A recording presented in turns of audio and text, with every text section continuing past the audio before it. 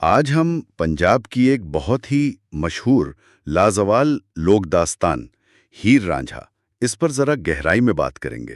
جی بالکل، یہ کہانی تو کئی لوگوں نے لکھی ہے، الگ الگ انداز میں۔ ہاں، لیکن وارث شاہ کی جو ہیر ہے 1776 والی، وہ سب سے مستند یا مشہور مانی جاتی ہے نا؟ جی ہاں، اسی کا چرچا زیادہ ہے۔ سسی پنو اور سوہنی ماہیوال کی طرح یہ بھی پنجاب کی بڑی رومانوی داستانوں میں سے ایک ہے۔ تو آج کا مقصد یہ ہے کہ جو ذرائع ہمارے پاس ہیں ان کی روشنی میں اس کہانی کے اہم واقعات اور کرداروں کو سمجھنے کی کوشش کریں۔ ٹھیک۔ تو شروع کرتے ہیں مرکزی کرداروں سے۔ ہیر، جو جھنگ کے سیال قبیلے کے سردار چوچک ان کی بیٹی تھی، کہتے ہیں بہت خوبصورت تھی۔ جی، بے مثال حسن کی مالک۔ اور دوسرا کردار رانجھا، تخت ہزارہ کا، یعنی آج کے ضلع سرگودھا کا ایک نوجوان، وہ بھی بہت وجیحہ تھا۔ اچھا، تو یہ کہانی شروع کیسے ہوتی ہے؟ رانجھے نے بس ہیر کے حسن کا سنا اور چل پڑا؟ نہیں، دیکھیے کہانی اس سے ذرا پیچیدہ ہے۔ ذرائع بتاتے ہیں کہ ہاں، اس نے سنا تو تھا ہیر کے بارے میں اور وہ اس کے خیالوں میں بھی کھو گیا۔ لیکن اصل موڑ تب آیا، وہ جو ہے نا، جب اس کی بھابھیوں نے تانا دیا۔ اچھا، کیا تانا تھا؟ کچھ اس طرح کا کہ لگتا ہے اب روٹی تمہیں ہیر سیال ہی پکا کر دے گی۔ اوہو! اب یہ بظاہر تو ایک گھریلو تانا لگتا ہے، لیکن شاید اس زمانے کے حساب سے یہ اس کی غیرت کو للکارنے جیسا تھا۔ یعنی اس تانے نے اسے گھر چھوڑنے پر مجبور کر دیا؟ جی بالکل، وہیں سے اس کا سفر شروع ہوا جنگ کی طرف، ایک طرح سے اپنی محبت یا شاید اپنی ایک نئی شناخت کی تلاش میں۔ واہ!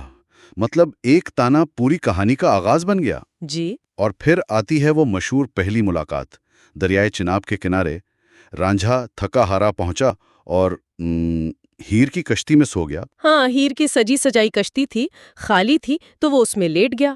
پھر ہیر اپنی سہیلیوں کے ساتھ آئی۔ اور غصہ ہوئی ہوگی یقیناً، کسی اجنبی کو اپنی کشتی میں دیکھ کر۔ بالکل، پہلے تو بہت ناراض ہوئی، لیکن جیسے ہی دونوں کی نظریں ملیں تو بس پہلی نظر میں محبت سے بالا تر۔ اچھا، پھر ہیر کی سفارش پر اس کے والد چوچک نے رانجھے کو بھینسیں چرانے کا کام دے دیا؟ جی، تو رانجھا جنگل میں بھینسیں چراتا، بانسری بجاتا اور ہیر روز اس کے لیے کھانا لے کر آتی تھی۔ یہاں ان کی محبت پروان چڑھی ہوگی؟ جی ہاں، یہ ان کا سب سے اچھا وقت تھا، پرسکون، خوبصورت۔ لیکن لوک کہانیوں میں محبت اتنی آسانی سے کہاں ملتی ہے؟ ہاں، کوئی نہ کوئی رکاوٹ تو آنی تھی۔ اور یہاں رکاوٹ بنا ہیر کا لنگڑا چچا کیدو۔ کیدو، یہ کردار تو بہت اہم ہے کہانی میں۔ بہت اہم۔ وہ صرف ایک شخص نہیں بلکہ ایک علامت ہے، معاشرتی مخالفت کی، حسد کی، ان رسم و رواج کی جو ایسی محبتوں کے خلاف ہوتے ہیں۔ تو اس نے چوچک کو بھڑکا دیا؟ جی، اس نے جا کر ان کے عشق کا بھانڈا پھوڑ دیا، چوچک کو رانجھے کے خلاف کر دیا۔ اور نتیجہ؟ رانجھا نوکری سے فارغ؟ ہاں، چوچک نے اسے نکال دیا اور فوراً ہیر کی شادی رنگ پور کے سیدو کھیڑا سے طے کر دی۔ یہ تو بہت مشکل وقت رہا ہوگا۔ کہتے ہیں رانجھے کی جدائی میں بھینسیں بھی اداس ہو گئی تھیں؟ جی، ذرائع میں یہ ذکر ملتا ہے کہ انہوں نے کھانا پینا چھوڑ دیا۔ یہ بھی محبت کی شدت دکھانے کا ایک انداز ہے۔ اور ہیر کی زبردستی شادی کر دی گئی؟ ہاں، اسے بیاہ دیا گیا رنگ پور، لیکن اس نے سیدو کھیڑا کو اپنا شوہر قبول نہیں کیا۔ ہمت والی تھی ہیر۔ بہت۔ وہ صرف محبت کرنے والی نازک سی لڑکی نہیں تھی، وہ مزاحمت بھی کر رہی تھی۔ اور اس مزاحمت میں اسے کسی کا ساتھ ملا؟ جی، اپنی نند سوہتی کا۔ یہ بہت دلچسپ بات ہے۔ سوہتی؟ ہاں، اچھا، وہ کیوں مدد کرنے لگی؟ کیونکہ سوہتی خود بھی مراد نامی ایک بلوچ سے محبت کرتی تھی اور وہ بھی سماجی بندشوں کا شکار تھی۔ تو دو خواتین نے ایک دوسرے کا ساتھ دیا سماج کے خلاف؟ بالکل، یہ نسوانی یکجہتی کی اس زمانے کے حساب سے ایک غیر معمولی مثال ہے۔ زبردست۔ اچھا، دوسری طرف رانجھا کیا کر رہا تھا؟ وہ تو نکال دیا گیا تھا۔ رانجھا وہ جو ہے نا بالکل ٹوٹ گیا تھا۔ پھر اس نے ایک بڑا قدم اٹھایا، وہ جوگی بن گیا۔ جوگی؟ سب کچھ چھوڑ چھاڑ دیا؟ جی، بال ناتھ نامی ایک گرو کا چیلا بنا، کان چھدوائے، جوگیوں والا لباس پہنا۔ یہ صرف بھیس بدلنا نہیں تھا، یہ محبت میں دنیا تیاگ دینے کی علامت تھی۔ مکمل سپردگی۔ ہاں، اور پھر اسی جوگی کے روپ میں بھیک مانگنے کے بہانے وہ سیدھا رنگپور پہنچ گیا۔ ہیر کے سسرال؟ جی، اور ہیر نے اسے پہچان لیا؟ فوراً ہیر اور سہتی دونوں نے۔ تو پھر کیا ہوا؟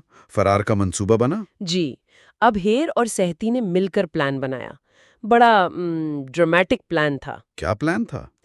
ہیر نے سانپ کے ڈسنے کا ناٹک کیا۔ اچھا، ہاں، اور پھر علاج کے لیے کسے بلایا جائے؟ ظاہر ہے جوگی کو۔ یعنی رانجھے کو؟ بالکل، اسے علاج کے بہانے اندر بلایا گیا، انہیں ایک کمرے میں بند کیا گیا۔ اور پھر سہتی کی مدد سے دیوار میں نقب لگا کر یعنی سوراخ کر کے ہیر اور رانجھا وہاں سے فرار ہو گئے۔ واہ، اور صرف وہی نہیں، سہتی بھی اپنے عاشق مراد کے پاس بھاگ گئی۔ یہ تو مطلب اس وقت کے سماج کے لیے ایک بہت بڑی بغاوت تھی۔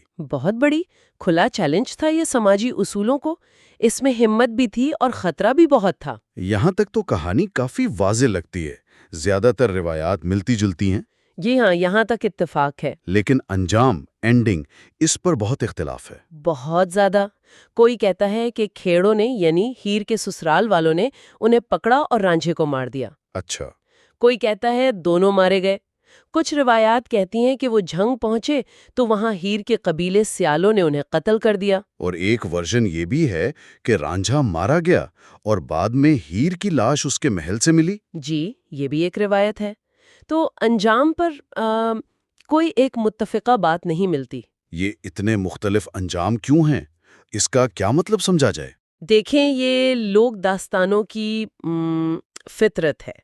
وہ ایک نسل سے دوسری نسل تک سفر کرتی ہیں۔ سنانے والے بدلتے ہیں، علاقے بدلتے ہیں۔ تو ہر کوئی اپنی سمجھ یا پسند کے مطابق تھوڑا بدل لیتا ہے۔ بالکل، شاید ہر علاقے نے، ہر گروہ نے اسے وہ انجام دیا جو انہیں زیادہ مناسب لگا یا جو ان کی اقدار سے میل کھاتا تھا۔ تو خلاصہ کیا ہے اس پوری داستان کا؟ خلاصہ یہ ہے کہ ہیر رانجھا محبت کی، قربانی کی، سماجی مخالفت اور بغاوت کی اور آخر میں المیے کی ایک بہت طاقتور کہانی ہے۔ اور یہ پنجابی ثقافت میں بہت گہرائی تک مطلب رچی بسی ہوئی ہے۔ جی ہاں، اور اس کا جو المناق پہلو ہے اور یہ انجام پر جو ابہام ہے، شاید یہی چیزیں اس کی کشش کو اور بڑھا دیتی ہیں، اسے زندہ رکھتی ہیں۔ صحیح کہا۔ اور شاید یہی نقطہ ہمیں آخر میں سوچنے پر مجبور کرتا ہے کہ کیا کہانی کے انجام کا یہ غیر یقینی ہونا اسے کمزور کرتا ہے یا شاید مزید طاقتور بناتا ہے۔ ہاں، کیونکہ یہ ہر سننے والے کو موقع دیتا ہے کہ وہ خود سے نتیجہ اخذ کرے۔ بالکل، اور یہ ہمیں یہ بھی سوچنے پر مجبور کرتا ہے کہ لوک کہانیاں وقت کے ساتھ کیسے بدلتی ہیں اور وہ سنانے والوں کے سماج اور ان کی سوچ کی عکاسی کیسے کرتی ہیں۔ بہت دلچسپ۔ یہ واقعی ایک گہری اور سوچنے پر مجبور کرنے والی داستان ہے۔